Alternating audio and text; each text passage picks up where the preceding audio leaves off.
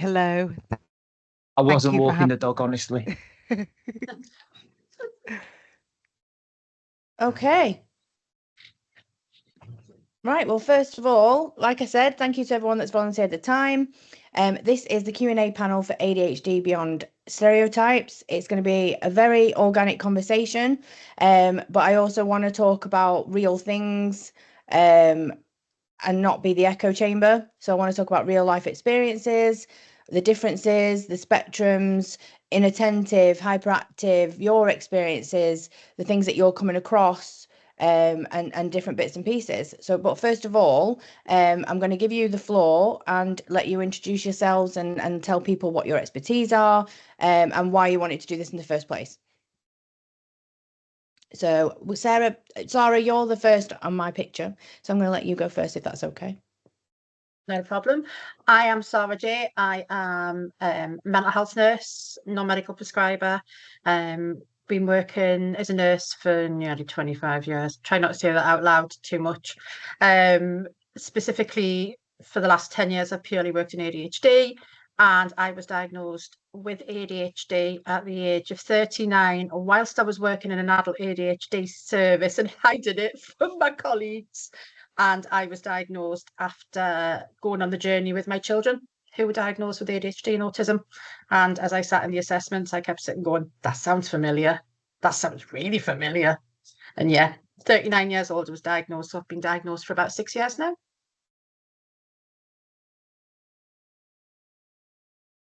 I'm on mute. That's a common thing. I'm on mute. Matt, you're next on my picture, so I'm going to let you introduce yourself. Okay, hello. My name's Matt. I'm just somebody who annoys most people on LinkedIn because I don't agree, and I tell them why I don't agree and use evidence. I'm a neurodiversity consultant and a trainer. I host a podcast with Sarah's wonderful husband called Talk ADHD, which is the UK's only evidence-based ADHD podcast. And yeah, I was diagnosed myself. When was I diagnosed? Just before my 46th birthday, although I knew for years before that and just sort of denied it. Much like lots of people's journeys, it came about because of my kids' own stuff. But yeah, I now work in this space and go off and train corporates and try and get people to stop talking.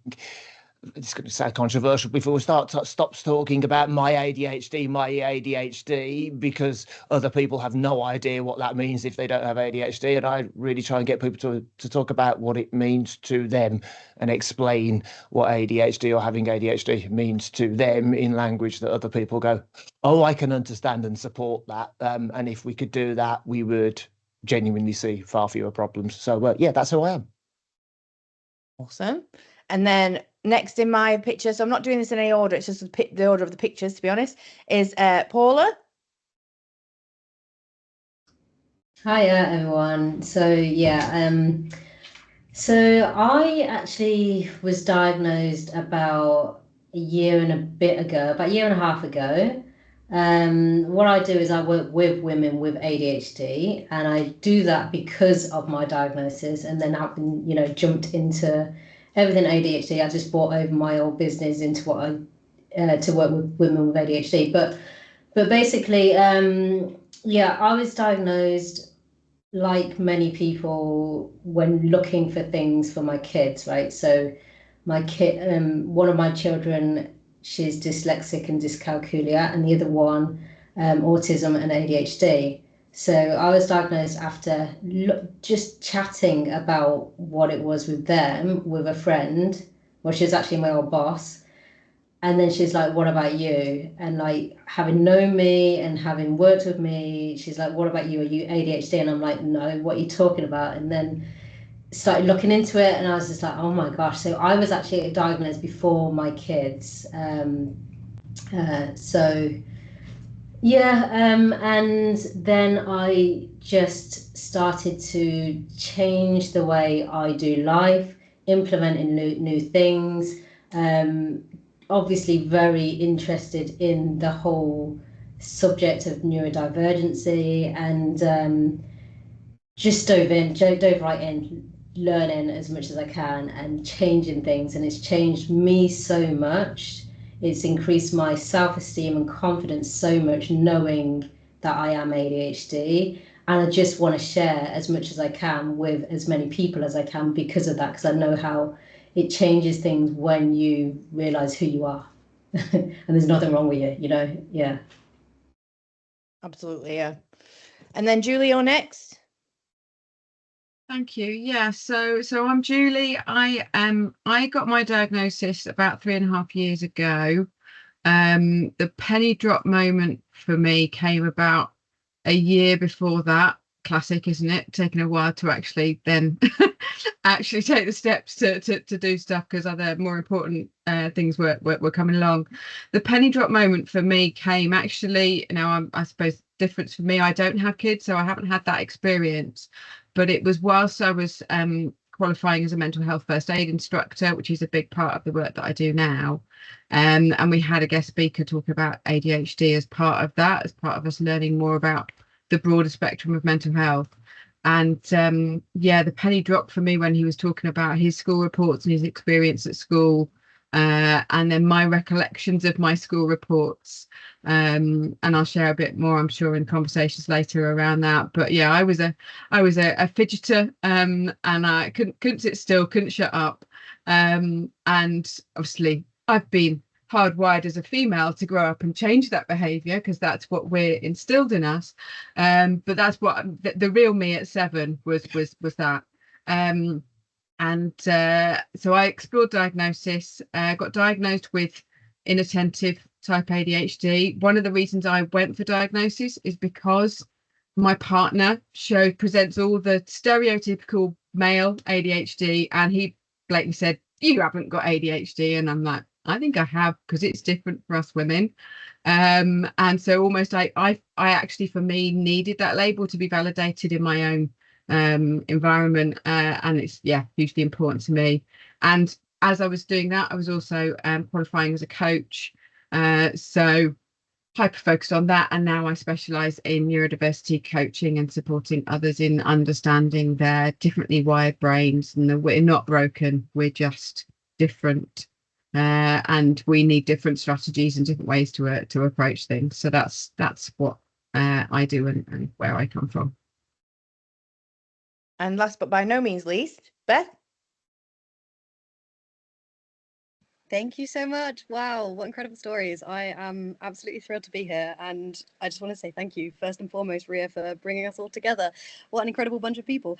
So my name's Beth, and I, as classic ADHD fashion, do a whole bunch of different things. So I am a certified ADHD life coach, more recently transitioned into the public speaking and sort of consultancy space. So I typically tend to work with small to medium-sized organizations who are also looking to improve their neuro-inclusive practice in the workplace. This kind of came about mostly from working years on sort of a one-to-one basis with a lot of the clients that I work with, and going, wow, we can do some amazing things in the coaching space, and there is a ceiling that we hit if their workplaces are not inclusive, and let's do something about that. So that's kind of a little bit about my journey there. My diagnostic journey personally started in 2019 with a very odd sort of pathway in. So up until that point, I'm very transparent about the fact that I actually had some very harmful, biased views about things like neurodivergency. So all of the classic, it's an excuse, it's bad parenting, all of this kind of really harmful, very, very abrasive stuff. And it wasn't actually until I started working with a psychiatrist who specialized in assessing adult ADHD.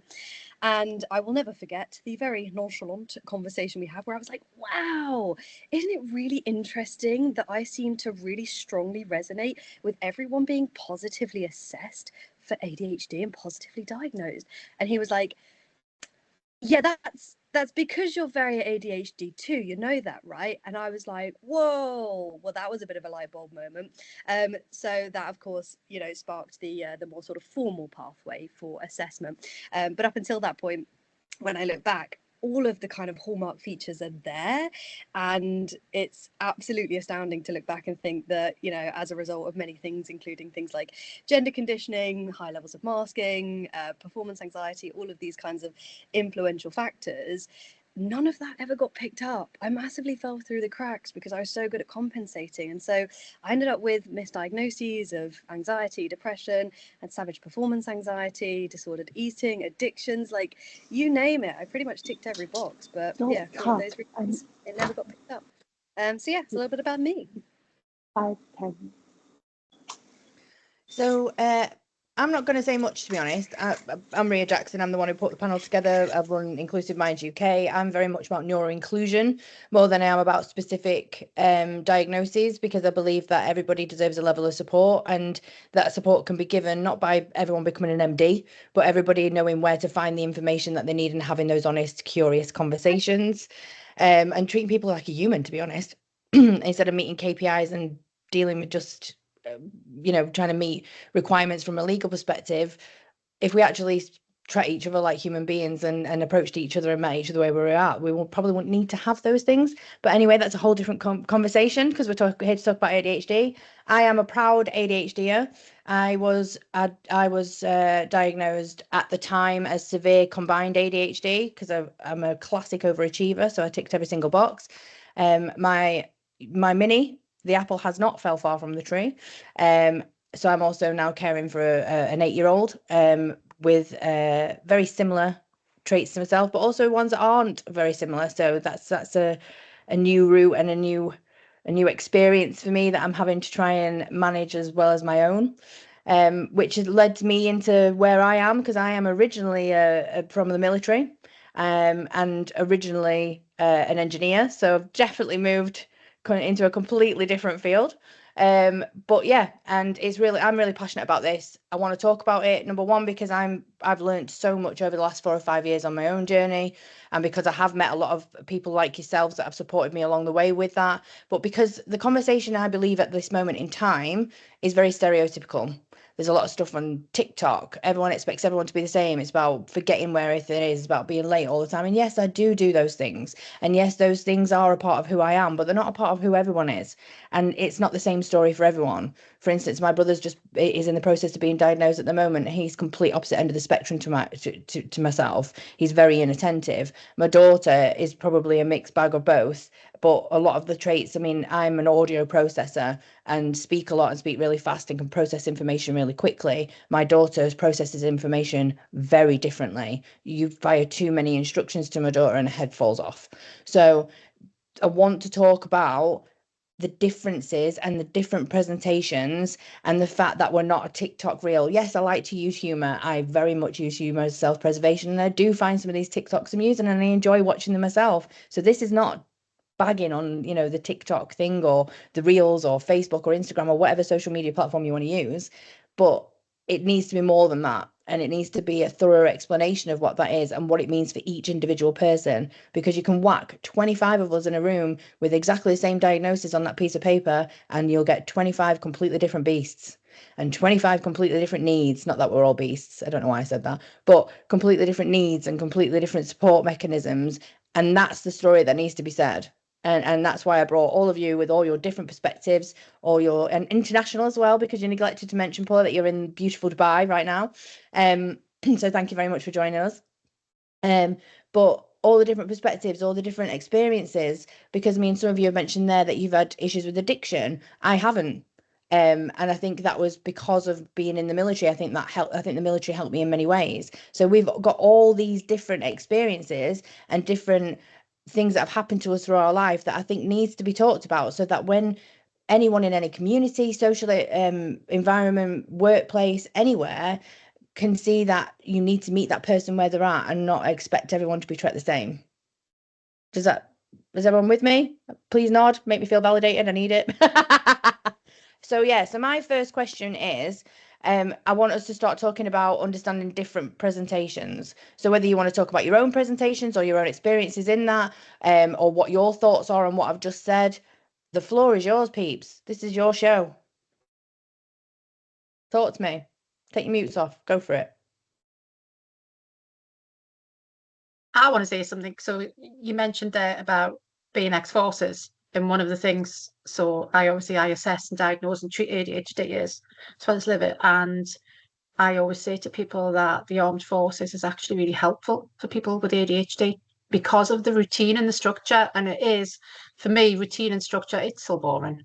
But that is one thing that the forces give people. But then what happens when people leave? You know, you Well, my do lid fell your, off. My lid fell yeah, off. That's what happened. yeah. And when you look back over history, the amount of people that come out of the forces and their life falls apart, you have to look back and wonder how many of those were ND? How many of those thrived and got to quite high positions, but the minute they came out into the general world and that structure went, their life fell apart. So that was just So- my thing for those presentations. Secretly behind the scenes, Matt and I are actually in the process, although it keeps getting picked up and put down, of trying to investigate this. So it's something that's very passionate for me because I'm very much on board with what you're saying. But I do keynote speaks about it, and I called the military my ADHD buffet. Because it gave me critical work, it gave me dopamine on every level that you could think of, because there was constant change, but there was also the structure. I didn't have to, if I didn't know where to go, there was people I could follow, so I could hide in certain respects when I wasn't understanding what was happening, because there'd be a group of us trying to do the same thing. But by the same token, they are very clear and very concise. So therefore, I always did know what was happening. So I always felt confident in my own mind of where I was and where I was at. So it minimized a lot of the confusion. There was just so much there that it gave me. There was constant instant reward. There was, pressure, because I work really well under pressure. I put myself under pressure, often creating deadlines for myself that I have to pull an all-nighter. So it did give me all that stuff. And when that went, and I had no clue that I was a proud ADHDer at that time, which is surprising because that basic training, my nickname was Dory, and it was written on the back of my flight t-shirt, who we now know is Disney's unofficial ADHD icon, shall we say. I look back at it now, and I'm surprised I didn't see it. There was red flags everywhere, but I didn't know, and I left, and my lid fell off. But I've got to tell you, best thing that ever happened to me, my lid falling off, because I got to understand who I really am, and I got to allow myself to be who I really am. So very much like what somebody else said, and I think it was yourself, Julie.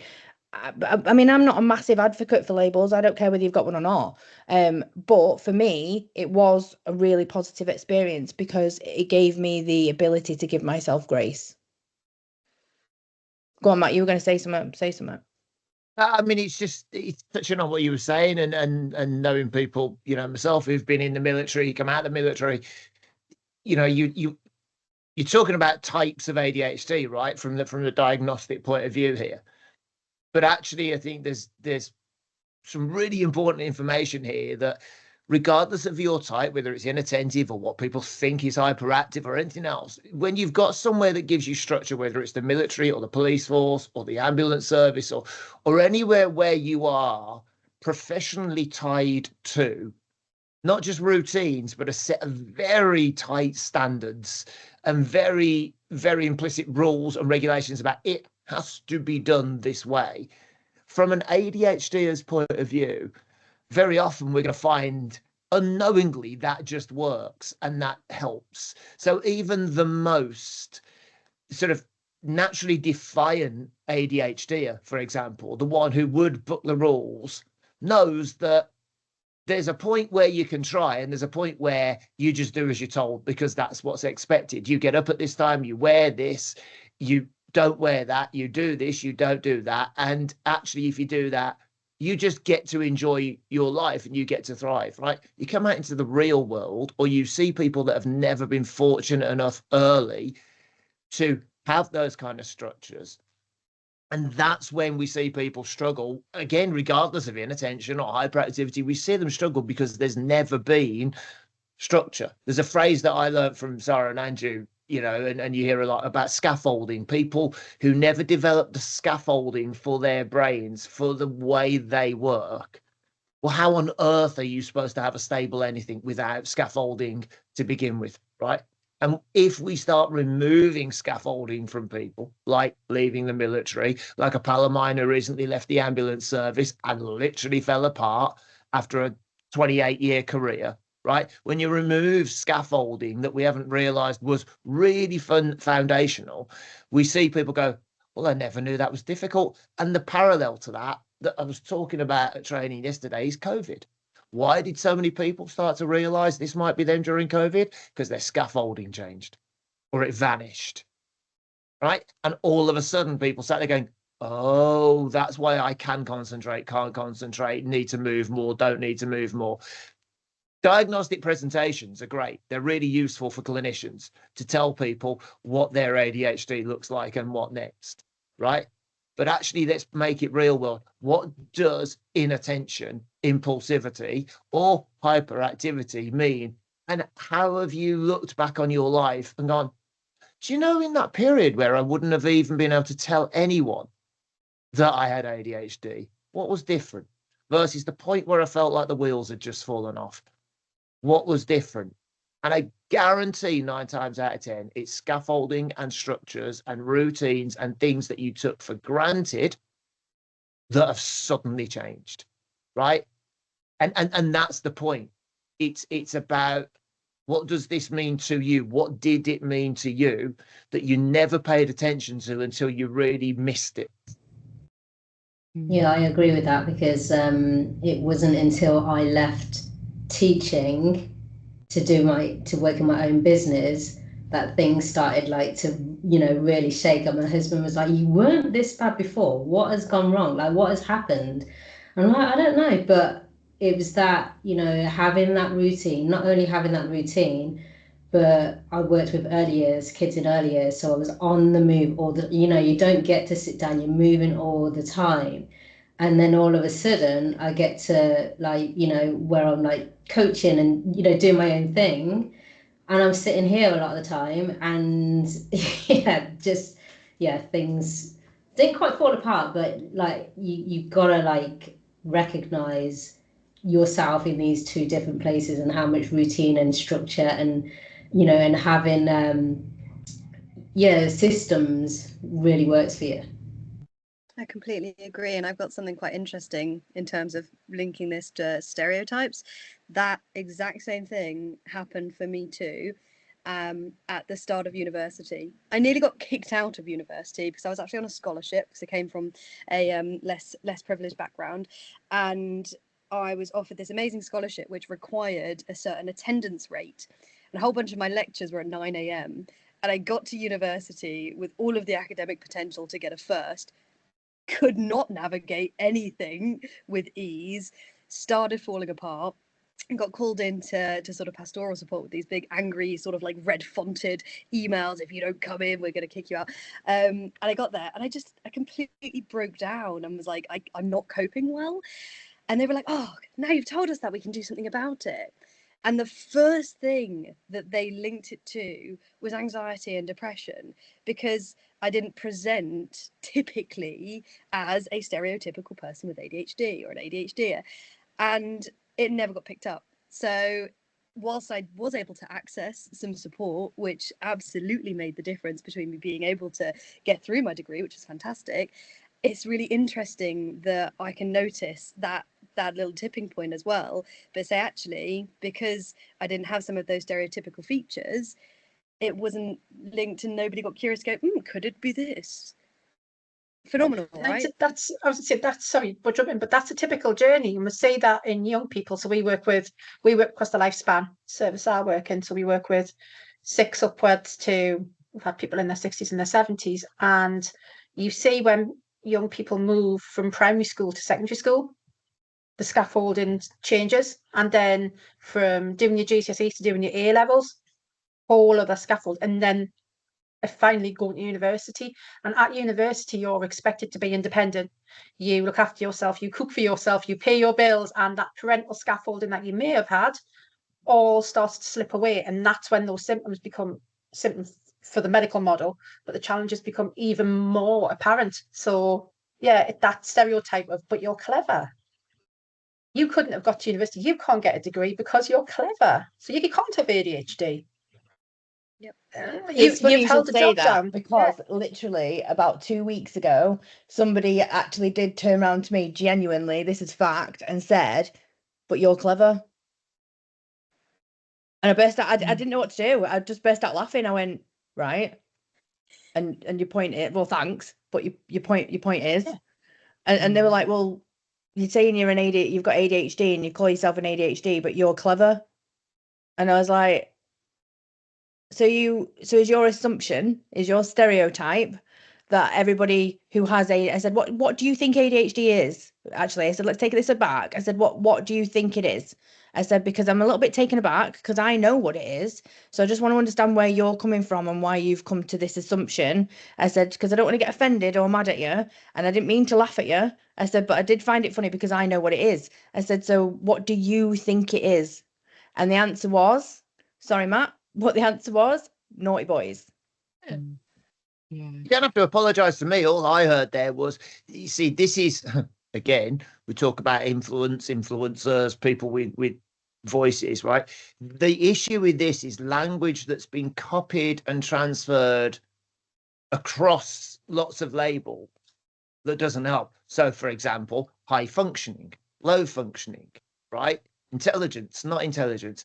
We have so many people confusing and conflating terms that they are now just making blanket assumptions. Well, if you've got ADHD, you must have no intelligence. If you're autistic, you love coding and you're nonverbal and you can't really, brains, seriously, honestly.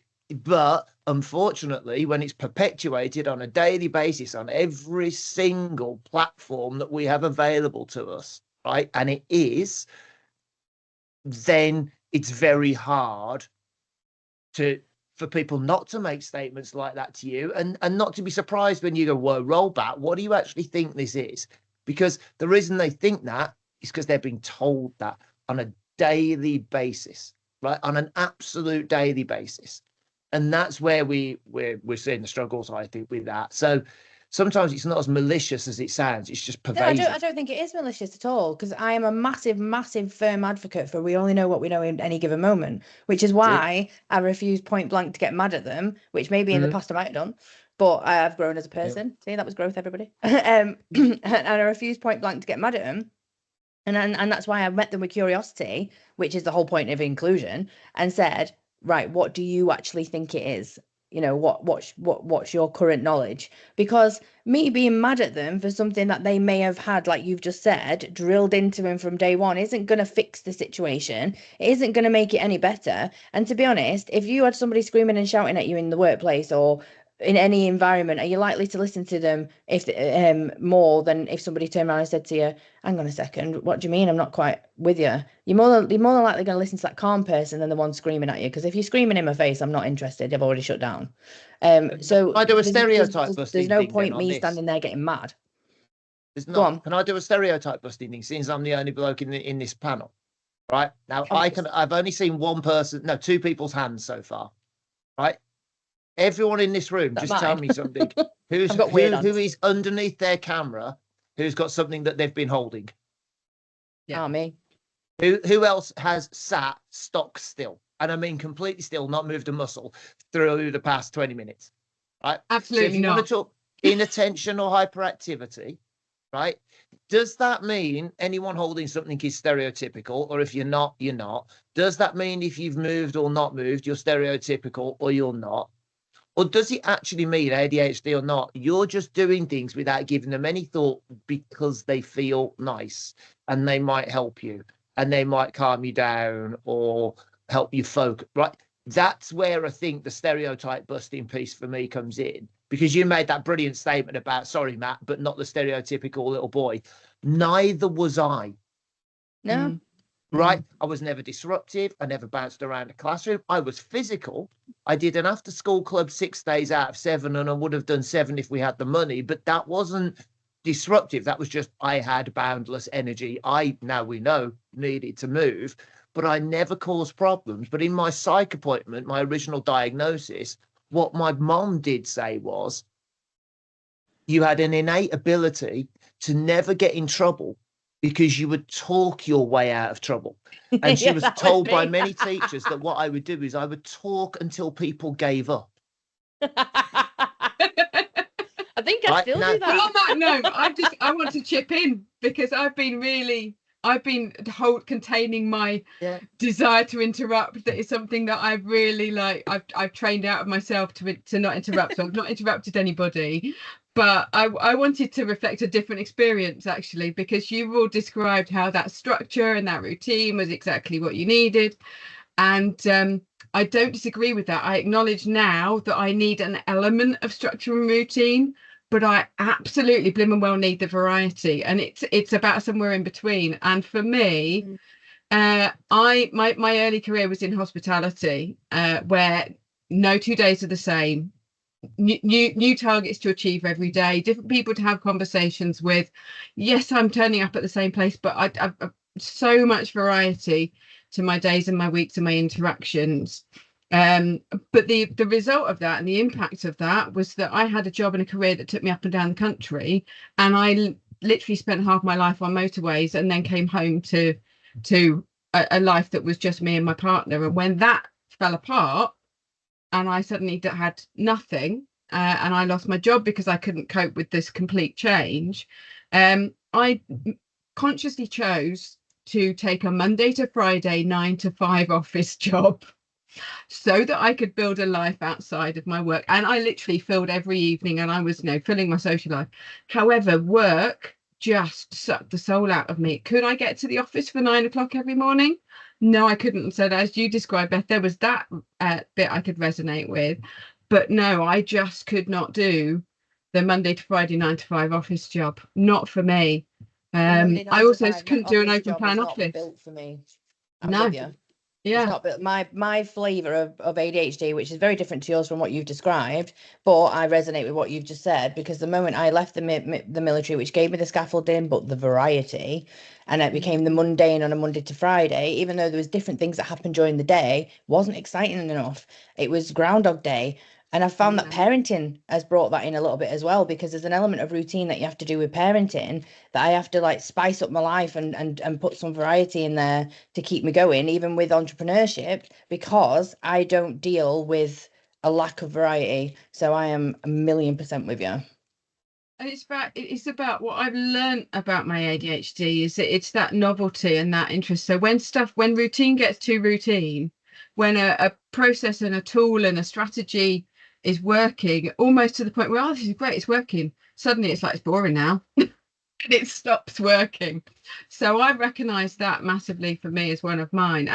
And I will just bring into the picture when we talk about fidgets, introducing my new water bottle, because how do I make it fun? How do I make hydration fun? Because it's so boring. So yes, I will have a new water bottle every 6 months, because and one that makes me excited to drink out of it, because but I'm 47 years old, but now I have no shame. I would not have taken that into the office as my water bottle, because that's not professional, is it? But now I don't care. You're restrained every 6 months. Now I've found Temu, it's like every 2 weeks. That's the trouble. Is that when you said you don't have an addiction, Mia? Maybe that's your addiction. Water bottles. Yeah, shopping, Temu. Yeah. So yeah, that's my reflection. And my diagnosis was inattentive.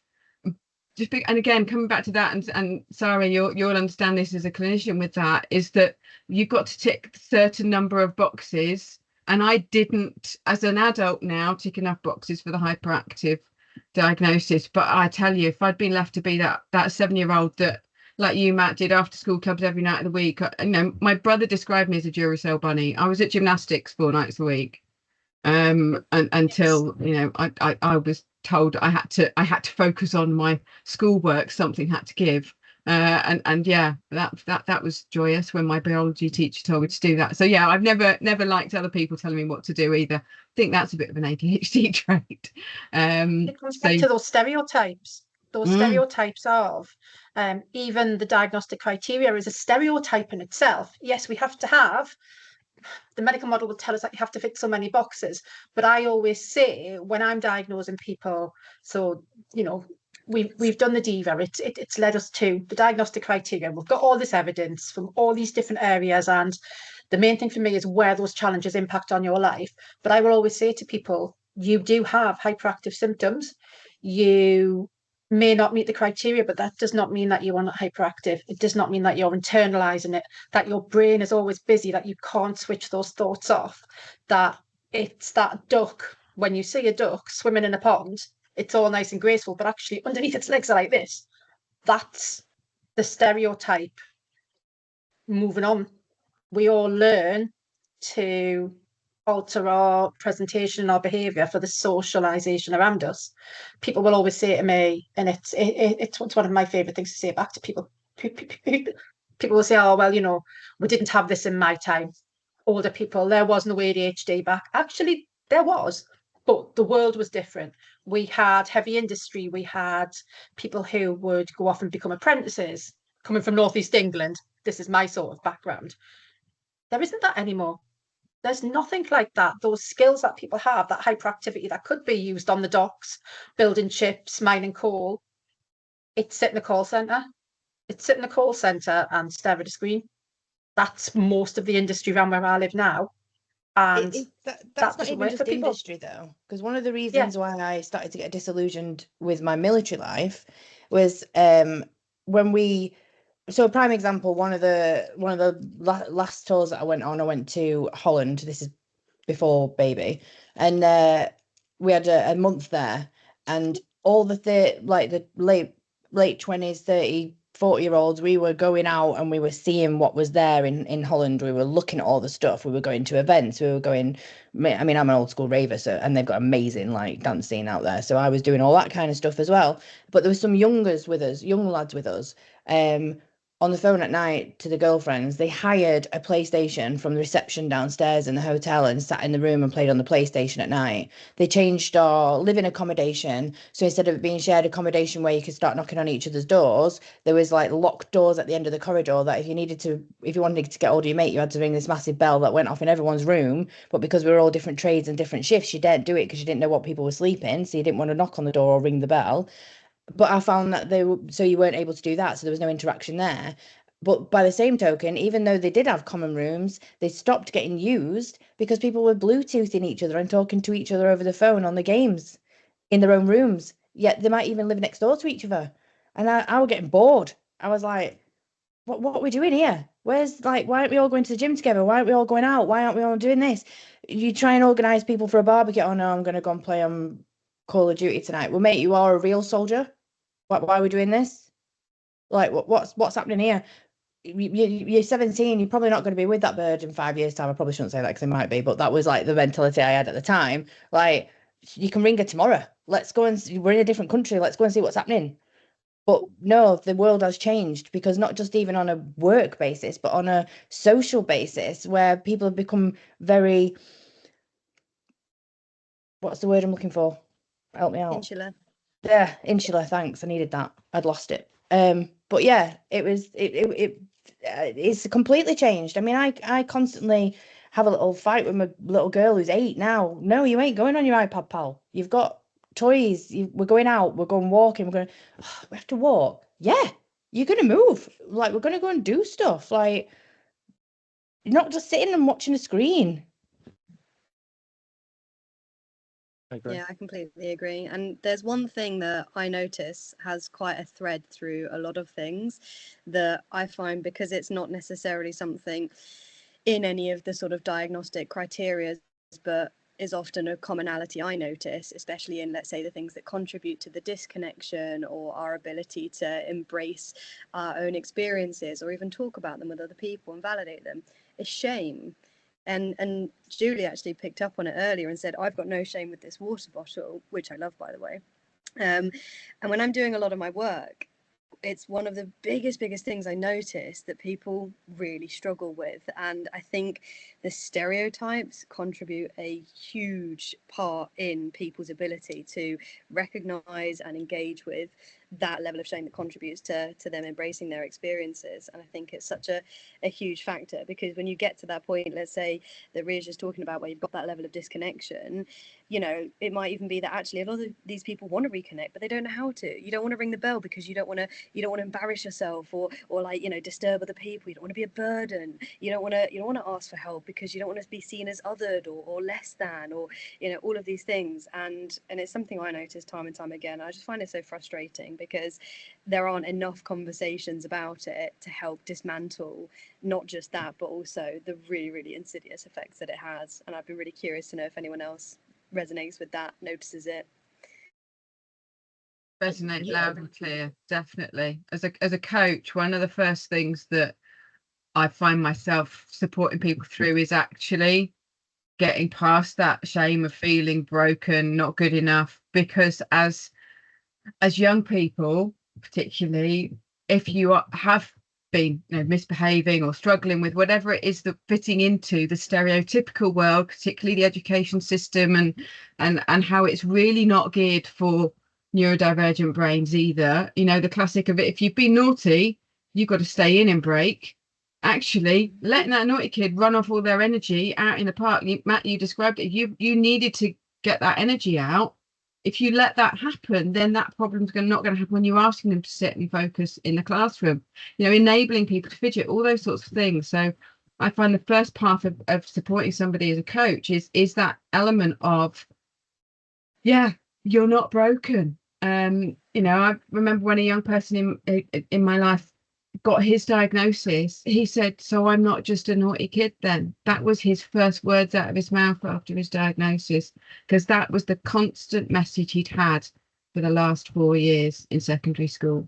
Mm-hmm. And we're having to unlearn what we've been told, the shame, the guilt, the not good enough, it's rude to interrupt, it's stop fidgeting, all those sort of negative messages we get. We've got to unlearn and actually get past and go, yeah, if I need to fidget, that's fine. As you said, Matt, we might be doing it out of picture because we're on Zoom, but I call it out right at the start of any training sessions I deliver as well. I put fidget tools around the room. I say I get to stand at the front of the room and move around and talk. So I'm using all that energy that I need to use. If you need to get up and move around, absolutely do it. Do whatever you need to be comfortable and learn at your best. Because that's what you're right. So, Paula, I'm going to ask you a question because you're an ex-teacher, yes? Have you ever heard of the concept, because I learned about this through primary teachers, of spaced learning in school? Spaced learning, no. Right, so I'm a teacher and I've not heard that either. Right, okay. So I learned this when I was a circus skills teacher. For 15 years, I taught circus skills. I taught 80,000 people to juggle amongst many other things while I was a performer, right? You talk about routine. I had none for 15 years. It was amazing-ish. Anyway, I used to do a lot of teaching in schools. One of my pals taught me about this concept. He did this in secondary school called spaced learning, right? Now, spaced learning is sort of, now I understand it more, appealing to the brain's need for movement to enable concentration, ergo how lots of us with ADHD work, on the most obvious level. So this is how it worked in the classroom. And he was a secondary school teacher who did this for history, right? Under his desk, he had a bag of, like preschool ball pit balls, plastic, soft, don't hurt. He had a bag of them and he had a bell. He would start the lesson, and this came from a study in the States. He'd start the lesson as normal. And at the first point he noticed the first kid in that room losing focus, he would ring the bell, right? Without any words, the kids would push all their desks to the side of the classroom out the way. One of them would come and get the bag of balls. They'd dump them on the floor. And for 3 minutes, they would go hell for leather throwing them at each other. Literally carnage, right? Organized carnage. Throw in the balls, 3-minute timer. They'd ring the bell without having to be told more than once. They'd put the balls away. They'd put the desks back. He said within 45 seconds, every time they were sat down, and in that next period of learning, that next between 20 minutes to half an hour, they got the best concentration and the best engagement and the best learning out of the entire lesson, because the first bit is regulating their nervous system and calming down after whatever they've just done and decompressing after the last lesson or the last whatever. The spaced learning lets them properly get the fizz out, and after that everything is focused. If that is not the absolute concept of appealing to, and I'm looking at what we were talking about here, if that's not appealing to inattentive and impulsive and hyperactive, if that's not enabling things like the executive functions to tune in and switch on and dial up, if that is not playing to the different strengths of different brains, right? And if that is not massively inclusive, I do not know what is. And it came with no other term than spaced learning helps, right? Now, that's something I still use. I still do. I'm like you when I teach, Judy. I tell people to move.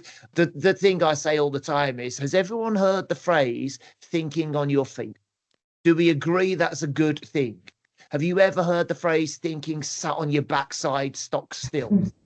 Funny that? No, because it doesn't work. So why do we force people to do it? And why do we think they switch off? Right? Let's not. But spaced learning to me is just, let's let the brain get all the fizz out, regulate, and concentrate. And if you have ADHD, I don't care what your presentation is, get the fizz out, calm the noise down. Your ability to do gets better. Your ability to process and plan and follow instructions and concentrate and not drift off gets better because it's being enabled, not chastised. Yeah. That to me ticks all the boxes of this conversation, and yet it takes no one at any point going, is that because you've got ADHD though? No, it's because all brains are actually quite similar. It's just that some of them are at different ends of similar, right? Some I of them think it need that works movement break more. for other people though, because as It like does. Sarah was saying before, and this is a big thing for me, I talk about this all the time. I'm a massive thing about traits, or Yeah. characteristics, or whatever you want to call it. Because one of the things I'm noticing more and more, and one of the reasons why I chose to follow the principles of neuro inclusion, is because you may well have with our current clinical threshold, which is almost like a barrier in itself, you may be showing traits and characteristics of multiple different types of neuro differences, but not quite meet a threshold. And because you don't meet a threshold and you don't get a golden ticket, you don't win all the prizes that come with it, like the reasonable adjustments and the protection from the Equality Act 2010 and everything else. So you'll end up being you'll fall through the cracks, end up back on the scrap heap with unmanaged support needs. And I think those people there are probably more at risk than those of us who have won a golden ticket. But some of the things you were talking about with that spaced learning, I know loads of people who don't identify as having any kind of neuro difference, but do identify as having particular like cognitive needs, who would, well, I would love that. I'd love the idea of just throwing things at people anyway. But the point is, I think that's the point, isn't it? The point isn't all to be about what that is. I think often having the diagnosis or the understanding of what your needs are and that label is more important for the individual than it is for anyone who supports them, because it's for the individual's use, not for a community's use or an organization's use or anybody else's use. Because me knowing about that, my own like ADHD hasn't changed necessarily how other people treat me. It's changed how I allow them to treat me. It's changed, what I think of me and how I allow people to interact with me and how I choose to interact with others, and help me to release the shame so I can interact with others more authentically as I am, if that makes sense. And we're going through a big thing with my little girl right now. And in fact, I was talking to it yesterday on some training that I was doing with some other adults on the training that was with me. You have to take a portion of responsibility for certain aspects of your life because you've allowed those people, you've taught people how to treat you at that time. But often you teach people how to treat you at that time based on the knowledge that you have at that time, which can often be shrouded with shame or thinking that you're different or you don't fit in. So I think the label is important maybe for the individual, and the understanding of how you present and your presentations and your needs is important more to the individual, because you're the subject matter expert of yourself. It's the needs bit. So one of the things that, and obviously wherever you go, different people who assess you have different models of care. And where we work, it's about the care and the needs. The first thing I always say to people is, you're here for a reason. Whatever that reason is, whatever label is put on you, you're here for a reason, because you have needs and you experiences, challenges. every day. So whatever we come to, so we do the first hour, whatever comes at the end of this hour, we're going to look at what support you need and the people around it, whatever labels put on that. The only other thing that I also tell people is, and it's to take away that shame when we diagnose people. People will say, well, what does it mean? Well, it's that first part of what it means to you. And I'd love to tell you who the author is, but I can't off the top of my head. But there's a book out there, and it was shared with me a few years ago. And I was having this conversation just last week with a mum and a child. And my other half's going to steal this. And I said, when you buy a wool jumper or a silk shirt, you don't put it in on a 90-degree boil wash. You look at the label because it tells you how to care for that. And that's what the label is helpful for other people. It's about how the people around you care for you, not what you're doing wrong, about what you need to be able to be you. And that's just something that I stole from a book somewhere years ago. And I love that because it's true. It's about care. It's about that person as a human, as an individual. It's about how they feel. That's what that label for other people is helpful for. You know how you feel, but those other people have to, they love you and they want to care for you. So let's help them understand. But that's the be all and end all. It's not what you're doing wrong. You're not broken. You are you and you're wonderful. And that has to be a culture shift. And that, again, is really tricky with the stereotypes when you read the awful headlines that are coming out and, the issues going on with PIP, and we're not going to get political because I think we'll be here for hours. Yeah. That's really I was tricky just because going not to just the say that diagnostics. Yeah, PIP is about care. I was going to say how do we get people, to understand how to care for others, that's the real issue we've got, right? That's on a wide basis. So Me, the it's only about- theory I've got for this is I've just spent 5 months delivering 5 months delivering 6 courses over that period for the same organization. And it was all neuro inclusion. And not once did I tell them what ADHD was, autism was, dyslexia was, MS was, or any other neurodivergent condition. Not once did I tell them. The only caveat, the only condition I explained, actually, because most people didn't understand it, was both dyspraxia, because they have a concept that it's only physical and spatial, right? And dysgraphia, because a lot of them haven't heard of that, but it comes up a lot, right? That's it. Other than that, I'm not going to tell you anything about the conditions. It is of no use to you to be trained as a pseudo clinician. But what I do tell them is the things that we see, and it's on the list of this topic, right? The things that we see people struggle with, the support they need, that if we understand what they mean, we can support easier.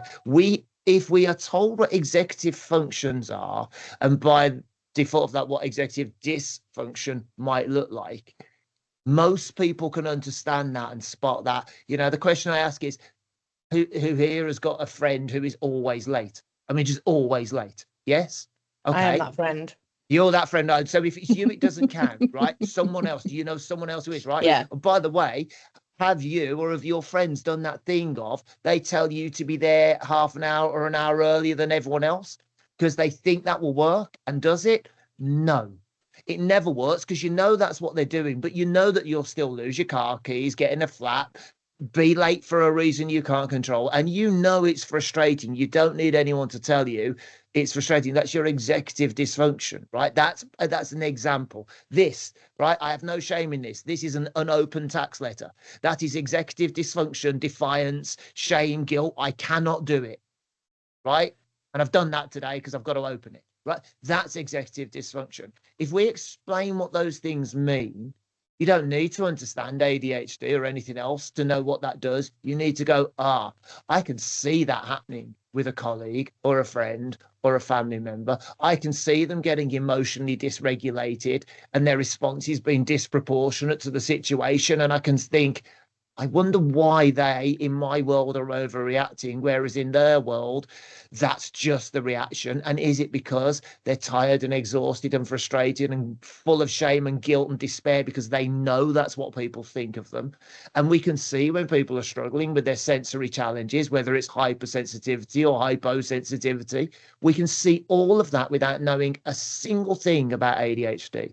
And the minute we start looking for those and being able to ask some really compassionate, kind questions, we can start knowing what the care label for that person should be. But if you start trying to understand what it means to be made of silk or to be made of wool, right, to use your analogy, all you'll learn is what it means to be wool, not what wearing a woolen jumper means to that person. So this conversation, to me, stereotypes, is, can we get away from the generic lists of reasonable adjustments? Because I've never once seen them work for everyone. Can we get away from all the generic statements about what it means to be ADHD? And can we all do our best to help people explain what it means to them so that they can help others understand what their care package might look like? And if we do that, we improve the outcomes. I am firmly committed to this because I've seen the evidence. We improve the outcomes across the board. But it's like you said, Ria, bash somebody over the head with "you're wrong." Are they going to carry on trying to help you? No, they're going to shut down and go, well, you're on your own then. That's where I am with it, honestly, with this conversation. That's my whole point, though. That's my whole point. I think the label is for the individual, because it's for the individual to know what they need and to help them and support them and all that sort of stuff. But it's not for anybody else, because what we need to be teaching people and is how to meet that person where they're at. Simple as that. Diagnosis or no diagnosis. If you are one of the few that has got well, not a few, there's a lot of us. If you are somebody who has got a diagnosis and you are able to learn about what your own needs are and support yourself with the use of that diagnosis, then it's your responsibility then to teach people how you want to be treated. And I think there's two sides to that coin. And I think we often forget those two sides to that coin. I have definitely got to hold my hands up and take some responsibility for the fact that some of the things that I found challenging, some of the things that have wounded me, some of the things that took me over the edge and affected my mental health, I absolutely either perpetrated or allowed and continued to allow to happen because I didn't know how I worked. And I didn't know how I functioned, and all I wanted to do was people please, and all I wanted to do was belong, and I was putting myself in spaces that really weren't my tribe and I shouldn't be. And by getting that label, that allowed me to stop doing that, which now means I've got that and I've got that understanding now, so I'm not going to do that anymore. And that's what, when I work with someone on a one-to-one basis, that's what I do. We work out, what do you need? What does it look like for you? How are you then going to advocate for your needs and put yourself in the right spaces and be better for yourself? But when I work with organizations, which I do more and more at the moment, it's not about that. I've done almost a full year more about the whole plethora of disability than just neuro inclusion, doing a disability inclusive leadership talk, and I haven't once talked about any kind of disability. Not one specific one. I've mentioned like maybe names of disabilities and examples and stuff like that, but I haven't told them what the traits are. I haven't told them what the needs are. I haven't told them any of that sort of stuff. All I've done is talked about essentially exactly what you've just said, how to meet that person where they're at. It's not about being, knowing everything, but knowing where you could go and find it. Or how to work with that person to find it together. Because there are some things, even now at 40 odd years old, that I get myself into a situation and I think, oh, this ain't working. And maybe I need someone to work through it with me to find out how I maneuver and manage that better. I don't have all the answers myself yet, but it's about being able to work with somebody and meet them where they're at. And to me, that is the be all and end all. And that's why I want to move beyond stereotypes, for the people that fall through the cracks, for the people that don't get the tickets from Willy Wonka, and for the people that aren't your TikTok generic, cookie cutter mold person for ADHD. And that's why I wanted to put all these, like, you wonderful people in this room to talk about that, because every single bit and every single anecdote and every single side quest that we've gone off on this morning has absolutely brought us back to that same outcome every time. And for a rubbish phrase that I don't really like, but we keep on circling back. And then one thing I noticed that you all said, I think you all said, maybe apart from Sarah, but I think I know. At some point, all of you described a version of falling apart. Mm-hmm. A version of the wheels falling off, you not knowing why, the people that knew you not knowing why, and it leading to asking questions to get to what you understand of yourself now, right? Busting stereotypes means it's okay to fall apart. It's not a weakness. It's not a problem, but it is information. And we've got to help people at that point find the information that's going to help them answer the questions that they're inevitably going to have and get themselves in front of someone like Sarah or anyone else who can help them clinically answer that question, and then find the support of all of you who work as coaches and mentors and in the capacities you do to learn what they need to do after, right? Not to beat yourselves up, because I'm like with you, Beth, you talk about addictions. Oh, man, you know, been there, tried it, done it, in recovery for it, right? Now I know, because I work with people in addiction more, that the correlation between having an ADHD brain, whatever your subtype is, and the risk that you don't recognize that a coping strategy has become an addiction fast enough is terrifying. Terrifying, right? I have about 2 people a week who I've met in recovery who are contacting me to say, Matt, I've just been to have an ADHD diagnosis and they've told me I've got ADHD, and now I understand more about why than I ever did. No, pardon my French, no shit, Sherlock. Right? But if more people knew that earlier, and I'm going to go back to where you were in your, Paula, in primary, if we help more kids when they were younger understand that it's okay to not be the best and not to be brilliant at everything, but to be good at stuff, and it's not superpowers, right? It's not having to be the best. It's just, it's okay to not be massively academic, but to be practical, or vice versa. We have more people that figure out what their support is to be good at the stuff they're good at. And I go, oh, yeah, I'm not good at that. I'm not good at answering my tax bills. I'm not good at opening those letters. In fact, I'm terrible at it. I need support to do it. That's all right. That's busting stereotypes, right? And the better we get at that, the more collective our voices get at helping people understand that stuff. The more people come to understand themselves sooner, whether they're diagnosed as kids or as adults. It really doesn't matter. It's about catching them early and letting them know that it's okay to not have the answers, and it's okay to have to work things out again from where you find yourself now. It's my entire reason for doing this. So on that note, I've got everybody else that say there, because we are running over as per. I would expect that to happen with us. I'm going to do a round robin and let everyone say if there's anything that you've not had the opportunity to say or put forward and you want to do it. This is your moment to do that and do your roundup like what Matt's just done for himself. So if we're going in the order of the pictures, Paul, you're next in line. Are you happy to do that? Yeah, because actually I'd taken my mic off anyway, because I wanted to ask Sarah in particular, if you are seeing a lot of the Black and minority ethnic communities in your practice, because when I was diagnosed, I started looking, like you look for people who are like you, and there's not a lot of people in these spaces who, from what I can see, are of these communities. So I'm just like, I haven't delved into what is happening there. I feel like there's a lot of people not coming forwards because of, shame and like just different, and just cultural backgrounds, knowing that, feeling like you can't. So I'm wondering what you're.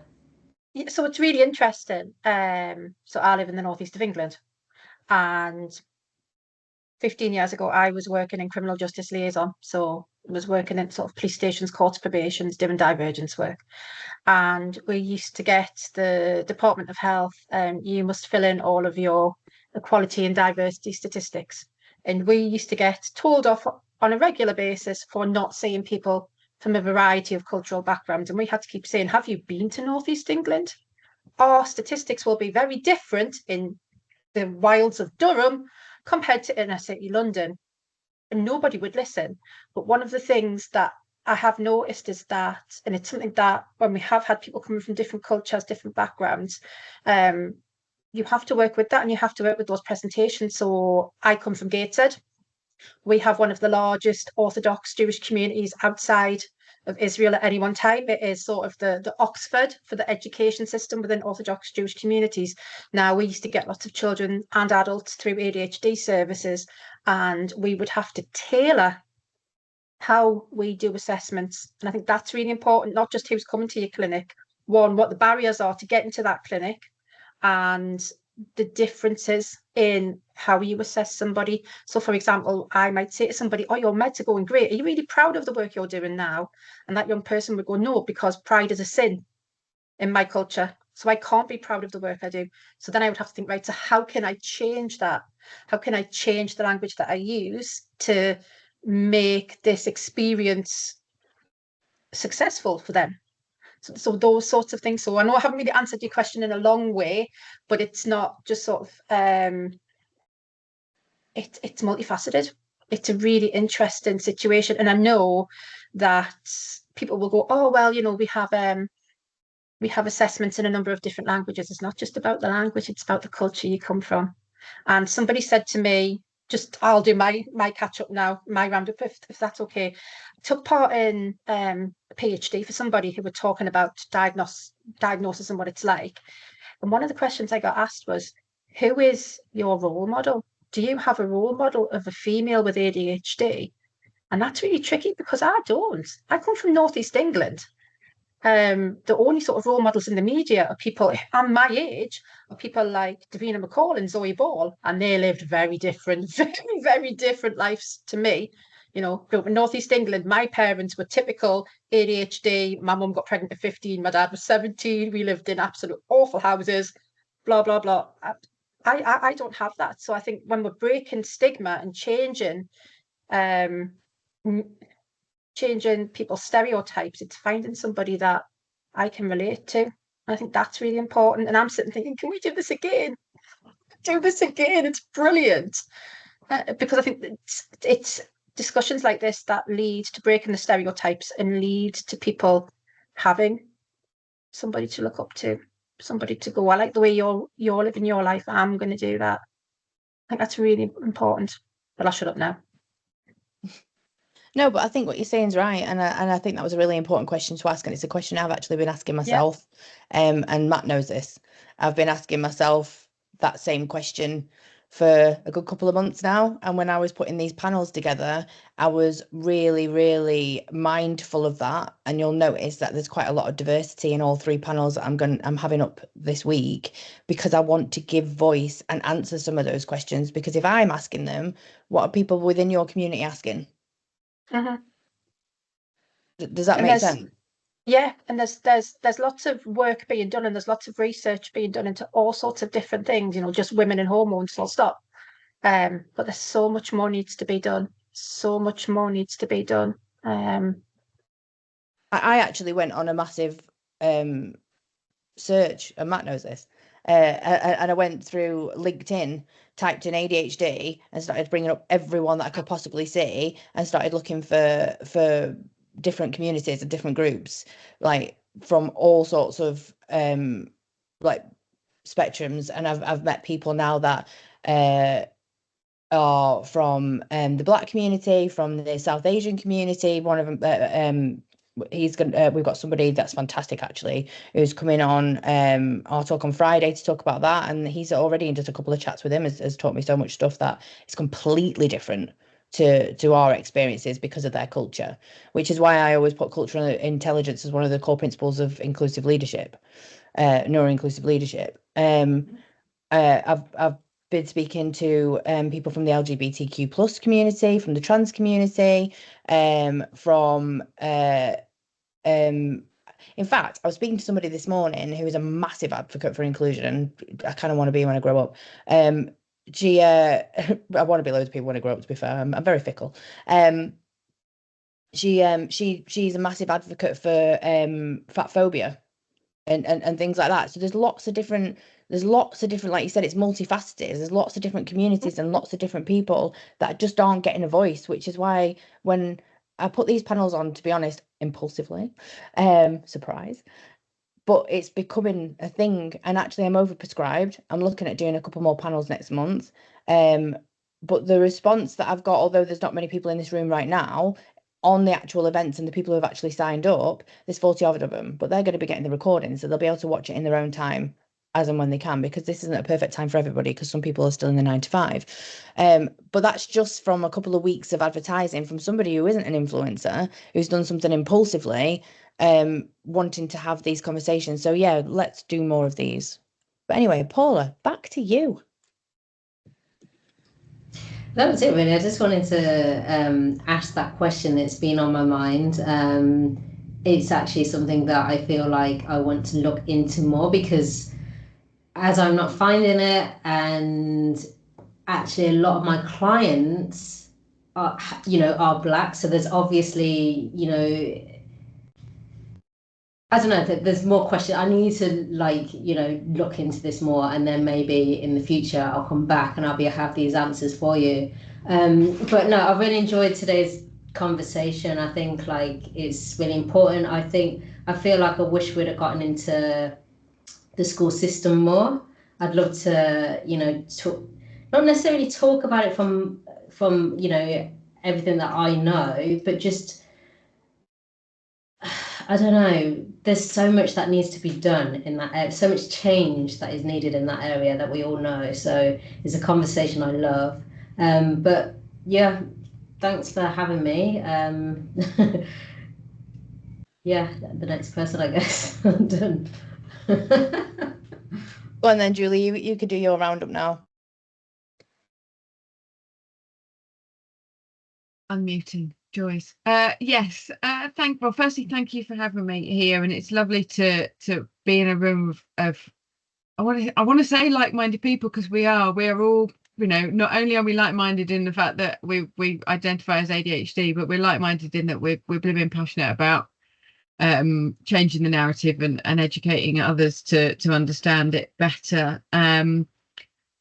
I think for me, one thing to add to the conversation is that my background was in HR and training, so I've seen the other side of people coming with the challenges and how that impacts and plays out in the workplace. And it's what's taken me down the path of being mental health first aid instructor and neurodiversity coach. And it's stepping out of the workplace. And I think you and I had a conversation along these lines here as well about working for yourself makes it a lot easier to go loud and proud. I have ADHD, but I'm really aware that that's not the same for those people who are in employment, still masking, still finding it difficult to ask for those reasonable adjustments. And whilst I agree we should rip up the reasonable adjustments and just, what do you need? There is a whole load of people out there who have no idea what those needs might be, and for employers what those sorts of things could be that cost nothing but can make such a huge difference. So yeah, that's what I'm sort of keen to sort of continue to bring to the conversation, is we need people to learn and understand how we get that care label without needing a care label, as well. Just how would you like to be cared for without the label? Someone's chopped it out because you picked it up from a charity shop and you've no idea where it's been before, but I really, really like this t-shirt. I want to keep it. I want it to last forever.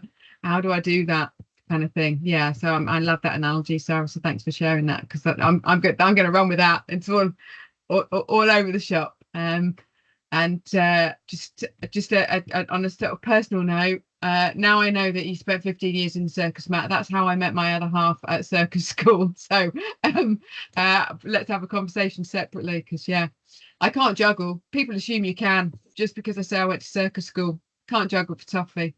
I can swing off a trapeze though. You were just taught wrong. I'll teach you in 10 minutes. We are 20 minutes over, so I'm really sorry, but we need to let Beth do a roundup, because I actually have another meeting in 10 minutes. Last year. Thank you. Thanks. I'll make it quick because there's nothing really here that hasn't already been said brilliantly and beautifully. So I very much look forward to more of these conversations, louder conversations. I'm incredibly humbled and grateful for the opportunity to share in one today with an amazing group of people. And to anyone who's listening on a playback or indeed live, if any of these things have resonated, I warmly invite you to get curious about that and to maybe take a little baby step forwards into that arena of adventure to see what that could be like. And otherwise, a sincere, humble thank you. So you stole my final line, so I'm just going to finish it there.